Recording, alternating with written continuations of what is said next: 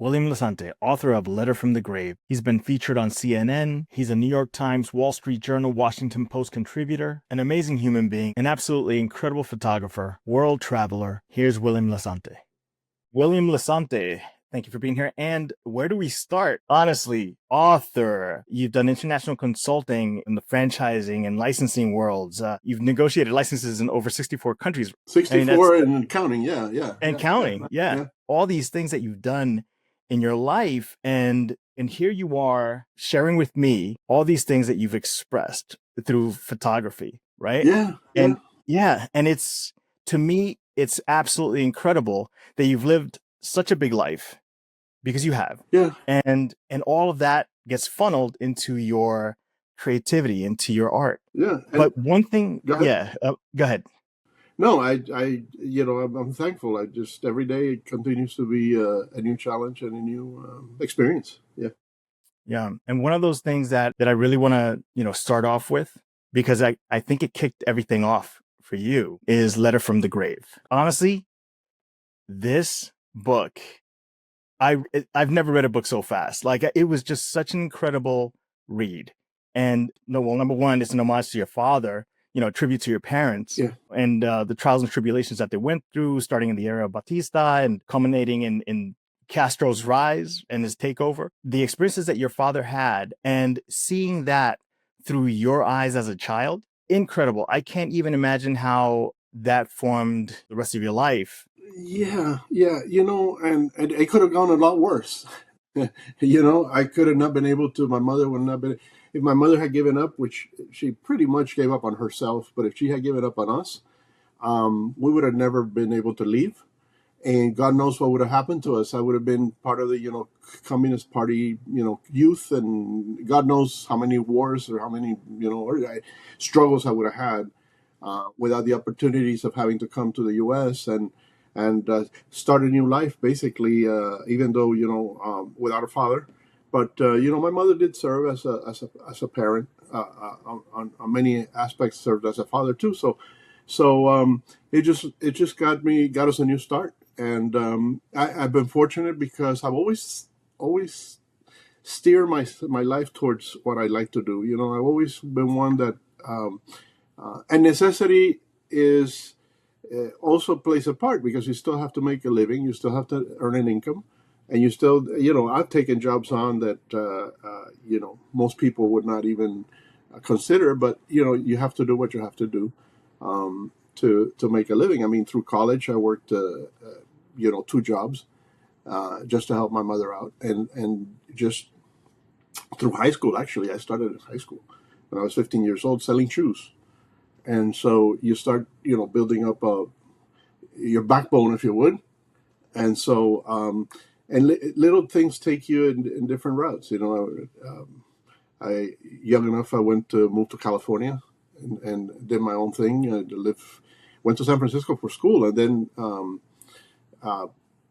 once I was done, I went to work at a local bank. And next thing you know, I'm there 14 years later. I'm still living in Northern California, and that was a good chapter in my life because it taught me a lot about culture, about other people. Miami is its own little melting pot down there, but I think a little bit like parts of New York, where you live with your ethnic community, and in Miami it was the Cuban American or Cuban community at that time, because a lot of them were actually still Cubans born in Cuba, and moving to California kind of opened up my perspective, horizons of what other people did, and it was almost like living in another culture altogether and living in a different country.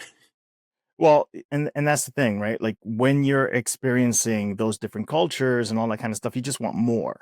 Yeah, exactly. And so is that kind of where, because I know, you set up Sante International and all that stuff. Like, did that kind of inform, or was it a way for you to explore the rest of the world? Well, it was a vehicle. Okay. Right. It's a necessary evil, because you had to go to work, and you had to work for a lot of people that were maybe not the most pleasant people to work with or for, maybe. But what I thought to myself is, I said, there's 2 things that I love to do, is travel and photography. And how do I put those 2 together and still make a living? without being hired by, National Geographic or something like that to go shoot the world. Well, I wasn't fortunate enough to be hired by a magazine, a travel magazine or an educational magazine, but I was smart enough to be hired in many cases by clients that needed to help with international expansion. One of the things, two things I love to do as well is meeting new people, new cultures. And like I said, that's part of travel. And so traveling the world allowed me to explore my photography, my talents in photography, and learn. I had to learn the hard way. And a lot of times learning photography, you know how it is. It's about the light. It's about the time of day. It's about the magic hour. I think that the business allowed me to travel the world into places that sometimes I didn't think I would be. And like I said, I've done business in 64, 65 countries so far. In international franchise expansion and branding expansion also.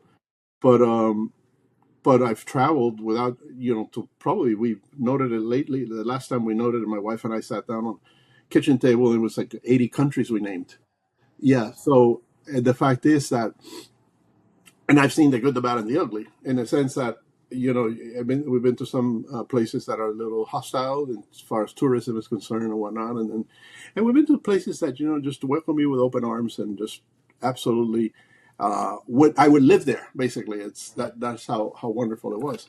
And so that's what allowed me to do the photography. The book was a project that I started about 25 years ago. And I was thankful of COVID in a sense because it was a blessing that I had nothing to do for a few months. So I was able to go in there and start writing.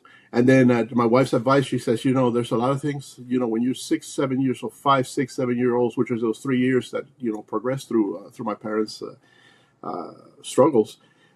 It was, I had to go, and she found me a beautiful, amazing woman who's a hypnotist, a therapist, but she's I don't know but what it wanted, she regressed me back to age 5, age 6, age 7, and so that 1 3-hour session with that woman led me back to the desk, back to the keyboard, and just punch it out as fast as I could, just typing away, night and day. I mean, sometimes it was 3 a.m. I would wake up and remember something or recall something, because she told me that. She says, you're not going to recall everything now, but once you go back and you go to sleep, and man, I'm typing away.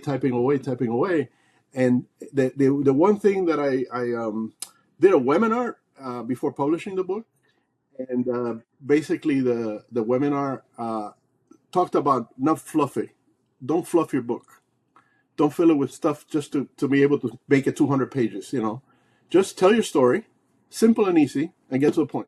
Honestly, that's exactly how I felt reading it.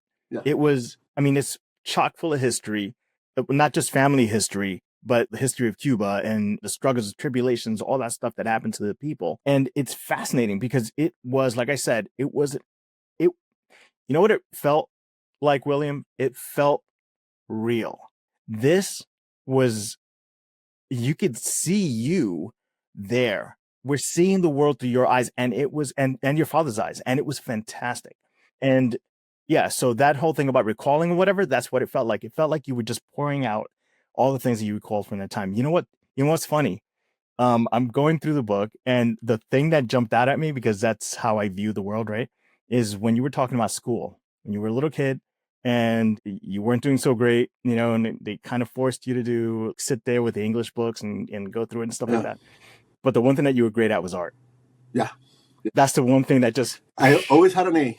It just, exactly, you always had an A, and it just jumped out of the page, and it struck me like, here's William.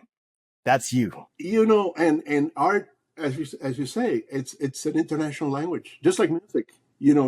You bring. I says my wife always says that. We watched a piece a couple of days ago about Jose Andres and the World Food Kitchen, and she says he's doing it right. You bring food and music and art to the war, and the war is over. It's just people understand arts, and yeah, I agree with that, and look, like I said, fascinating stories, fascinating travel, amazing places to be, and interesting thing. You're a big video guy, photographer, artist yourself. Uh, you know what a photographer would hate, or a videographer would hate the most, is for the camera to malfunction or something not to work. Forget about the magic hour. You can't do stuff about temperature. I remember standing for 2 full days to catch that orange moon over by the ocean in South Beach on a terrace where my mother-in-law used to live. And I stood there 2 nights in a row to catch that big moon over the ocean, rising over the ocean. And guess what? Rainstorm, clouds. By the time I saw the moon, it was like, 200 degrees up or whatever, so you couldn't catch the thing. And Machu Picchu. We left the hotel at 4 in the morning because it was a 3-hour trek to the place. Guess what? The first thing, the bus broke down. Then when another bus picked us up, we had to go to the train station. The train was late. By the time we got to Machu Picchu, it was 11 o'clock in the morning. And so the sun, I just could not fight the sun. And so no matter how many filters I use and how many, post editing you do, you still don't get the real essence of what the place would have looked like in the magic hour. But here's the good thing is that there was two things in that. Okay, fine. You didn't get the photo, but you got the travel.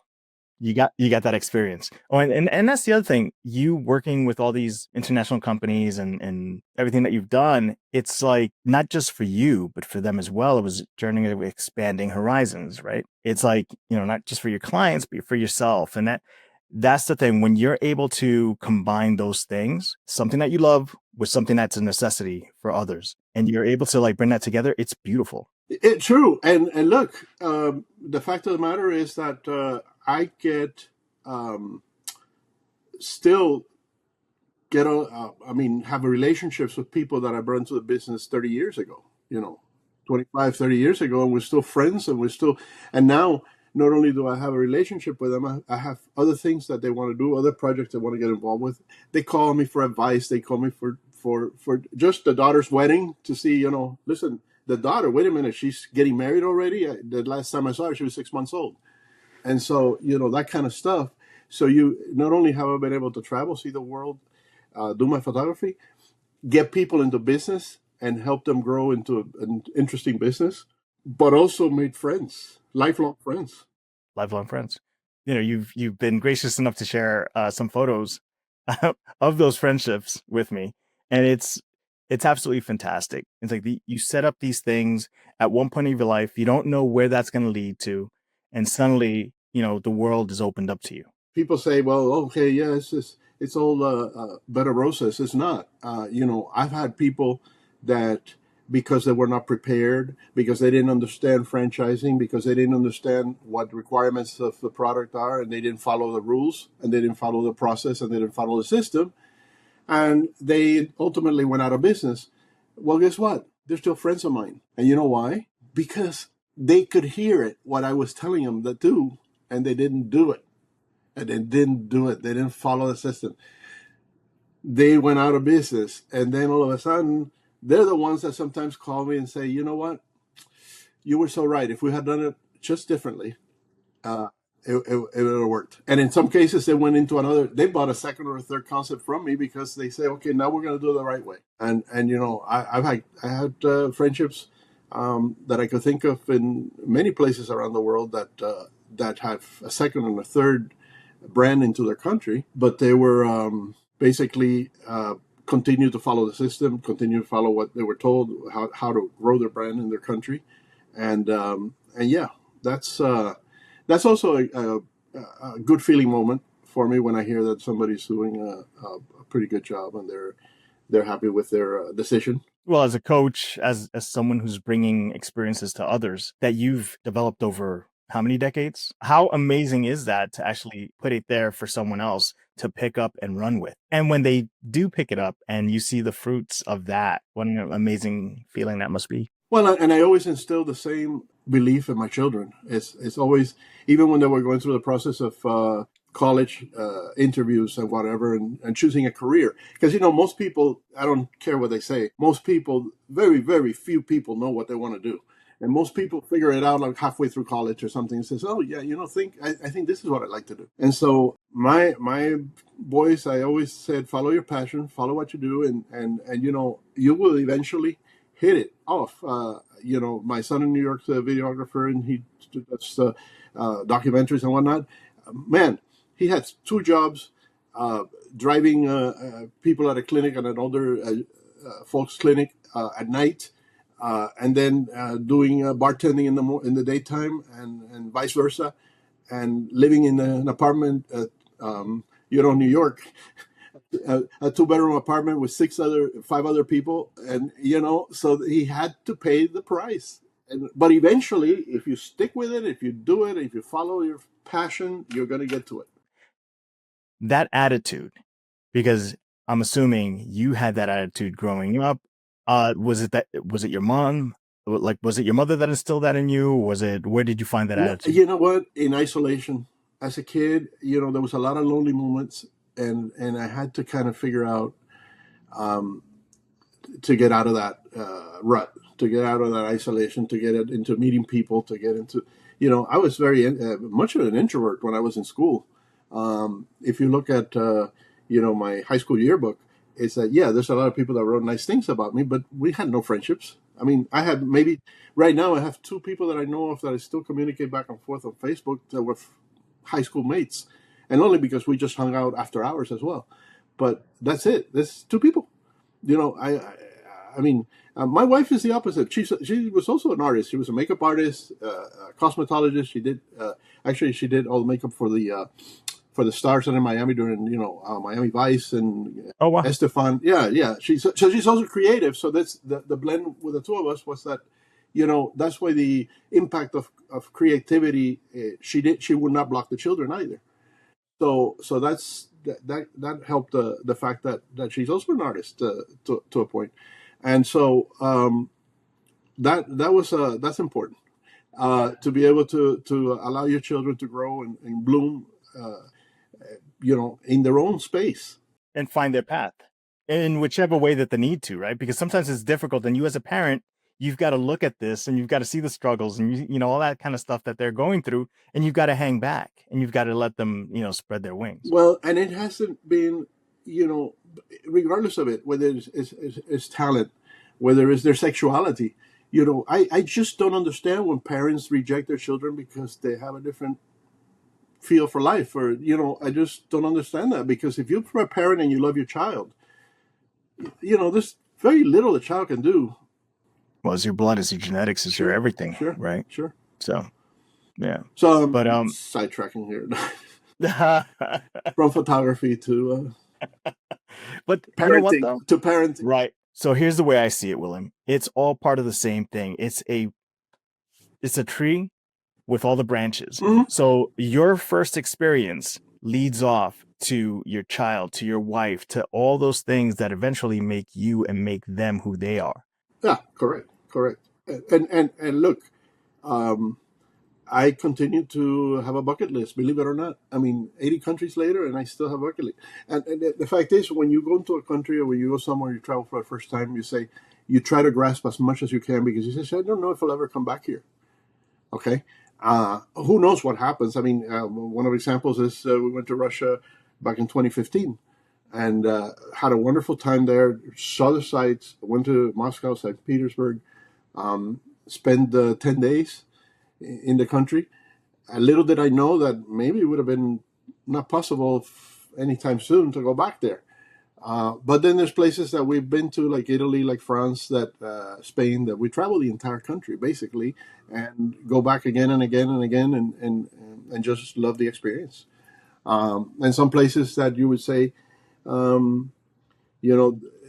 hard to reach. Machu Picchu, I'm not sure if I'll ever be back there again, and because that was a once in a lifetime opportunity. Just like going to the Taj Mahal in Agra in India, it's the same thing. It's the journey to get there is so difficult. Arduous. Oh my God, it's like 5 hours of from New Delhi to travel maybe I don't know 50 miles. It's because of the roads, because of the people, because of the pilgrimage, the little motorbikes, just off and on road, off road, on road, and then getting there. I'm not sure at my age if I would sacrifice this again. This was about 10 years ago. If I would do it again, just to see the magnitude and the magnificence, it's probably of all the great magic places, the world's, how do you call it? Uh, the top places to see in the world, the wonders of the world. Okay. Uh, if I've been, I think the Taj Mahal was the one who took my breath away for sure, the most. Are there any other places other than the Taj Mahal that you would want to revisit, rephotograph, see again, experience again? Oh, Santorini. Santorini. Yeah, Why? in the Greek islands. I can never go back enough times. We've only been there twice, but I'm telling you, just the scenery, all of the Greek islands, though. Milos. They call it Milos there. It's for lovers. But Milos has a well kept secret, and yet the food is amazing. The scenery, the views, the people. There's a thing about the Latin countries. I was talking yesterday to someone about this. There's a about where would you live if you had a choice right now. If you wanted to move somewhere, where would you go? And there are places like the Latin countries, whether it's Spain, Italy, Greece, those three specifics. Oh yeah, it would because it's just the people, the nature of the people is so welcoming that forget the food being fantastic, the wine being fantastic, the sceneries being fantastic, the I went people. to, yeah, I mean, I went to Spain and Portugal, right? Oh yeah, Went to I left Portugal out. Portugal is the same, yeah. Lisboa is amazing. Just absolutely beautiful. The food was incredible. But when we went to Spain, we went to Sevilla. And the one thing that struck me as an American coming from New York City, right? Coming from New York, everything's great, everything's dark all the time and all that kind of stuff. Going to Sevilla, seeing the light, the color of the sky, the color of the cobblestones, like the buildings, how they reflected light, all this kind of stuff it was so alien and so beautiful, because I've never had that kind of experience before in my life where you walk out and the light is gold. Yeah, and look, and I think I mentioned this to you before, but I remember taking pictures at one of the icons of Paris is the Eiffel Tower, and I remember taking pictures of the Eiffel Tower from Trocadero Plaza, which you can see the tower straight through to the and through the gardens, Tivoli Garden, and then you see the Eiffel Tower light up, and you take a picture, and it's perfect. Yet my favorite picture of photo of the Eiffel Tower is one that I took between buildings, with the trees, the branches all across, in a gloomy day, with a point and shoot camera, and that That's how it to me, works. it's yeah, it's how photography works. Yeah, It that's how. just takes you Well, exactly, all the exactly. time. It's captured. Ansel Adams is one of my favorite quotes of all time in photography. Is the most important component of a camera is the 12 inches behind it, which is the eye of the photographer. I've had friends that want to be photographers, family members. This one particular guy that's married to my cousin wants to be a photographer. He's bought thousands of dollars worth of camera equipment, and then he complains always, says, how come my pictures don't turn out the same way?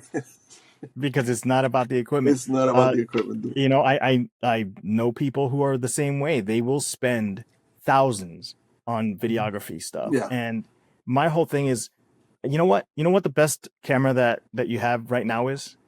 This thing. Oh, yeah. Because you carry it with you all the time. It's there. Use it. Learn how to see first. I used to have a little point and shoot that I used to throw in my bag when I traveled, because if I went to a country, I said, I'm going to take my camera with the lenses, which I no longer carry because now my go-to is my Fuji little X100F.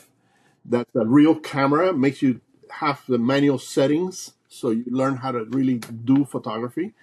And so, but I used to carry just a point and shoot, regular Sony point and shoot in my bag all the time. Now the iPhone 16, poof, that's my backup. Totally. And it never fails. Never Do you fails. see that? Do you see that camera right there? Yeah. That's my everyday camera. I carry it every day, and it's the coolest thing, for videography. It's absolutely incredible, right? I always go to my iPhone. Yeah. Why? Because it's something that's there. And again, there are so many things that you can do to learn how to see and how to view the world with the iPhone. That is absolutely incredible. Like, why wouldn't you not start there first? Well, I see it. The way I see it is there's instances in life where you need to take a video right away. There's no time to pull the camera out of the bag and you do the settings and whatever. And especially if you're in a moving situation where you're moving, you got to grab the iPhone and just do what you need to do with it. And so yeah, it's pretty amazing. They're actually making full-blown Hollywood movies with iPhones. Like, they really are. And I think going back to everything being manual and all that kind of stuff, I think it's a reaction to how easy having an iPhone is. I think it's a way to get back to our roots, and I love it. Yeah. Yeah. Like, there's room for both things.